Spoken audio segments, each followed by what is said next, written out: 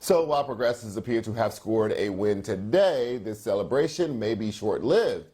And that would be a shame because progressives are pushing for the Build Back Better plan, which would address health care, child care, and higher education.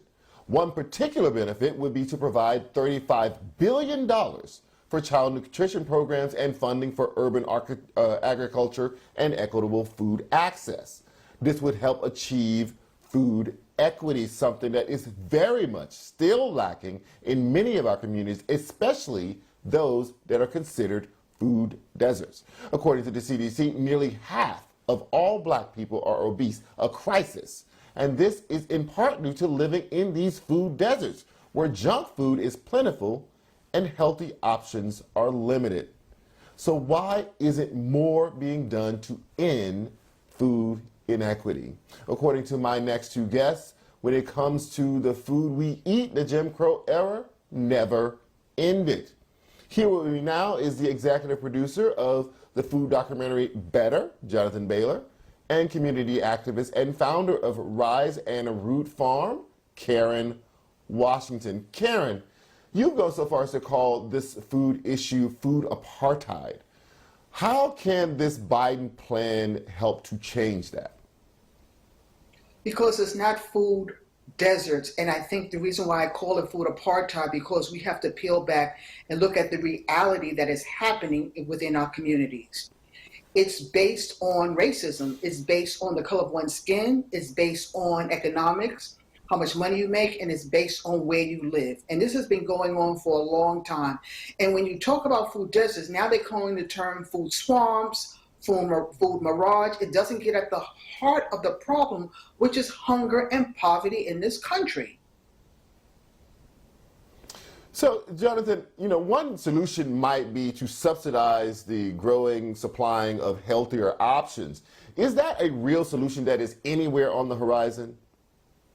Well, I think we do need to take a step back, and I firmly agree with Karen here in the sense that until we really understand the severity of this issue, it's hard to come up with the level of solutions we need. So terms like food apartheid are spot on. We are literally poisoning a great deal of our population while they slowly die, and nothing is being done.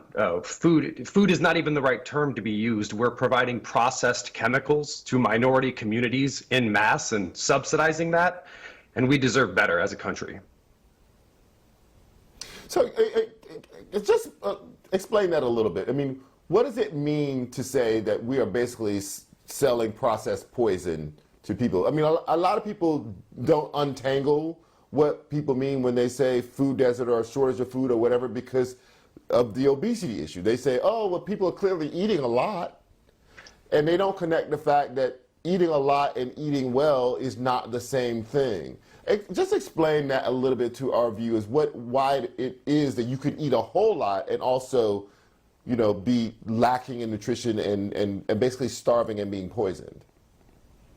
It's entirely possible to consume an abundance of calories, which are also then saturated with chemicals provided by big food, which essentially break your brain, they break your digestive system, and they break the hormonal balance in your body. This results in a disease known as obesity, as well as a disease known as diabetes, which is also disproportionately unfairly affecting Black and Latinx communities. So people ignorantly see humans, and they see those humans are wide. And they say, well, clearly these people have enough food. And that's unfortunately just blatantly ignorant. They have sufficient calories, but they have a deficiency of nutrition, and they have no other choice and no other recourse. So until we really understand the depth of this problem and the fundamental misunderstanding we have between the distinction of food and edible chemicals, we're never going to be able to address this problem. Karen, how does this show up in the communities you serve? Has there been a change in prevalence of better options or not? We are still under the wraps of a subsidized charity-based food system, and COVID just exacerbated that. Granted, I understand the work that food pantries and soup kitchens do. They do a tremendous work. However, prior to COVID, they were like everyday shopping centers. And so for me, it's to make sure that there is adequate amount of food within our community. When people say, "Oh, you have food," no, we don't have food. We have the junk food, we have the processed food, we have the fast food. We don't have healthy food options. And until we address the inequities that we see, folks, everyone knows where the crappy food goes up. It doesn't go in affluent white neighborhoods. It ends up in our neighborhood. And as a result, we have diet-related diseases, and it's costing the country trillions and trillions of dollars to fix it. And so what I'm trying to do is educate my community to let them understand that they have a right. Food, healthy food is a human right, and they have to advocate for that. Jonathan, one of the things about junk is that the corporations have made it incredibly cheap, right? There's a dollar menu at every drive-through. Candies are relatively cheap. Chips are very cheap. And in many urban centers, healthy options are relatively expensive. How do we fix that? The good news, although part of it is depressing, is this is very fixable because it's actually not big food that has made these processed products inexpensive. It's actually our government through various subsidies. So there is a very deliberate effort being placed upon subsidizing the raw materials that are used to create these edible products. We could very easily redirect those funds to actually subsidizing food, actual food, the type of food that Karen grows in her gardens and that she advocates for. It's a relatively simple solution. It's just not one that's getting the attention it deserves. Karen, you mentioned before that the pandemic has exacerbated the problem. Dig into that a little bit. What do you mean by that? How did it get worse because of the pandemic? Because of the fact it made people now understand, first of all, how important food is. And when they didn't have access to healthy food, they went to food pantries and soup kitchens. And a lot of that food pantry and soup kitchens byproduct is subsidized food with no nutritional value. Granted, I understand we were at a point in time where people needed anything to eat. But at the end of the day, a lot of that food is empty calories. And so we really have to make sure that we understand what the main problem is. And I say time and time again that the food system is not broken and needs to be fixed. The food system is doing exactly what it is. It's a caste system. And it doesn't need to be fixed. It needs to change. And that change comes with putting power back into the hands of our community. For so long, we've been complacent and silent. We have let the government, lobbyists control our food system. That has to change. And our voices have to be more active in demanding better choices.